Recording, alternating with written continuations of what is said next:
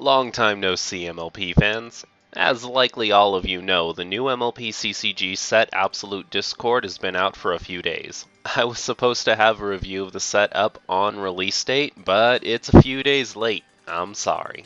To sort of give away my thoughts on the new set, I think it's super good. Honestly, I wasn't a huge fan of the last set, Crystal Games. I thought it was it had a few good ideas going for it, but overall, as a set, it really disappointed me. It didn't really bring anything that I wanted it to bring to the table. Absolute Discord, on the other hand, is so impressive that I think it's my favorite set to come out so far, including base set. It goes back and it tweaks a lot of the really fun deck ideas that I've had, and makes them actually pretty competitive now, and I want to see where exactly they go. I also feel like all of the colors, except maybe yellow, got something that really shines for them, whereas in the last set it was pretty much just orange and yellow getting the boosts, I think a little bit of blue too. This set, I feel like every single color got something that it can use. Getting onto the review stuff, I've decided to break this down into parts. Last time I did this, it was like a 2-hour video, and it was a little hard for some of my viewers to digest, but this time I'm going to go ahead and split it up into sections, starting in this section with the mains. Now, one of the absolute worst things about the Crystal games is they tried to bring in slow-moving mains. Like, they tried to slow the game down with mains that needed, like, tokens to flip, and it took, like, 3, 4, 5 turns. It was a mess. It wasn't that good, and people tried to argue with me that some of it was good, but it just really wasn't. In fact, my proof that it wasn't that good are the mains in this set, which pretty much make the mains from the last set look like an overturned porta potty. We'll start with Blue, Nightmare Moon, Mistress of the Night. She has a home limit of 3, and when you confront this card's problem, turn this card over. It's a very reasonable thing to do. It's not the fastest main in the world, but it's very easy to do. Once you flip it, you have a main that every time it confronts a problem, you can pay 2 action points to frighten an opponent's friend at that problem. Now, one of the questions I get asked pretty much 2 to 3 times a week is, Kudou, when are you going to go back and update some of your older decks? And I wanted to wait for the new set to come out because I had a feeling they would release some new stuff that would help those decks along. And this is definitely one of them. I'm sure everybody knows where I'm going with this. This is going to make pure Frighten decks a real deck possibility. Frighten decks don't have to be a joke deck or a troll deck anymore. This main really does make Frightened decks a real possibility for competitive play, and I plan on taking Frightened as far as I can. Don't worry guys, giving them goosebumps will rise again. Moving right along to Orange, we get one of my favorite new mains in the entire set. Princess Luna Dream Guide has a very unique effect, as in its boosted side doesn't get anything special, but its start side gets something very special. When you discard a card, you can pay 1 action point to choose an opponent. That opponent reveals their hand, separates their hand into 2 piles, you choose and banish one of the piles, and then you get to flip. That effect is really good, and you can find really good ways to play around it, especially if your entire deck revolves around discarding your opponent's hand. The one downside that the card would have is finding a way to discard a card from your hand consistently, but there's enough good cards out there that do that shouldn't be a problem anymore. For those who are interested in this card competitively, look into AK Yearling if you're combining yourself with Blue, look into Cider Stand, and look into Feedback. Bending the Rules is one of 2 new Discord mains that came out, and I don't really know how I feel about it. Don't get me wrong, I'm not saying it's a bad card, but it's a main that starts out on 3 and then goes down to 1 when it flips, which is of course backwards. It's a neat idea, and I kind of like the dynamic where your opponent can flip it really easily to its 1 side, but you can flip it very easily back to its 3 side, so you never really know where it's going to be and you have to play around it.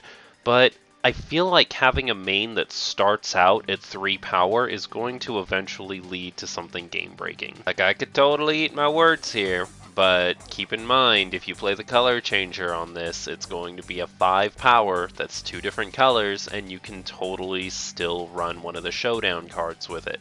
Just something to think about. Ooh, so Yellow's main, kinda, sorta, not all that good. I definitely see its place. I see what it's trying to do, but I don't know if it's going to succeed in it, I guess you could say. I just don't know if its effect is as good as the other mains that came out, and I feel like it's not the one that I'd be using if I were running yellow. It flips as soon as you confront this card's problem, which is good, and while it's flipped, troublemakers lose and can't have abilities at Fluttershy's problem. I get it.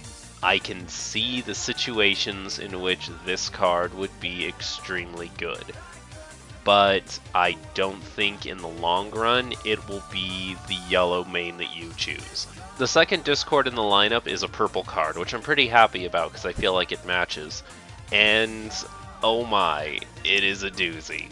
So when you play a friend, you can look at the top card of your deck, and if that card and the friend you just played have the same printed power, you can reveal the card from the top of your deck and then flip this card over. While this card is flipped, at the start of the score phase, you can pay 2 action points to either give one character +3 power or -3 power until the end of the turn. God, where do I even begin? Stopping face-offs, creating face-offs, weakening your opponent's friends so that you can win face-offs, solving problems that you wouldn't normally be able to do. All in all, this is just an amazingly versatile card, and I can't wait to see where it goes.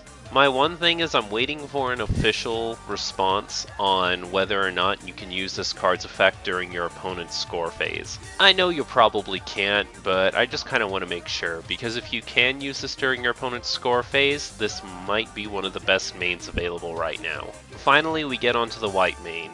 Ladies and gentlemen, boys and girls, dudes of all teen ages, as my hero Christian would say, let me introduce you to my favorite main in the entire game.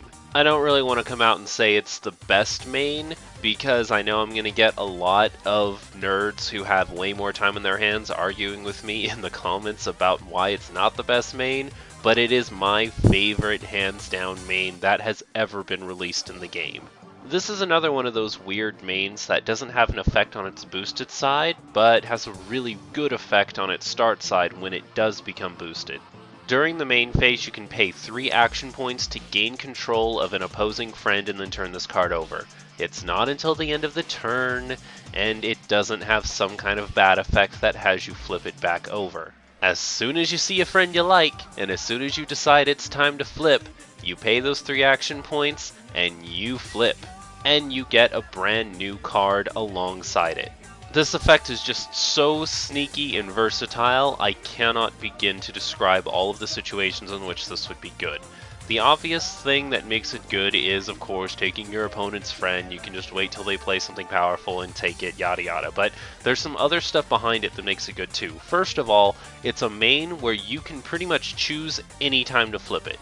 Like, obviously it's got to be during your turn during the main phase, but what I mean is you pretty much choose the turn that you need it to be flipped, and it can be flipped that turn. There's really not a whole lot to it. Yeah, you might have to take kind of a weak friend, but even if you get a weak friend, you're still taking action points away from your opponent because of a friend that you took, and you get to flip yourself. That's just so good. It's also a really neat mind game, because if your opponent sees that you have this card in play, they have to be very careful about what they play, because they know as soon as they drop something even remotely good, you're gonna have the ability to take it. The mind games are ridiculous, and I want to build an entire deck around Queen Chrysalis. Yellow is my favorite color, and Fluttershy is my favorite of the main 6, but since yellow's been getting kind of a lack of love lately, I think I might move over to white-purple. I don't know, that's something for another time. You've seen the mains, you've seen why they're so good. Please leave me your thoughts on the mains in the comments section below. Did you enjoy this video? Are you excited to see the other ones? Please leave this video a like to show your appreciation. And finally, if you found this video by accident, then subscribe to stay up to date on the latest Kudou news. I'll see you in part 2, MLP fans.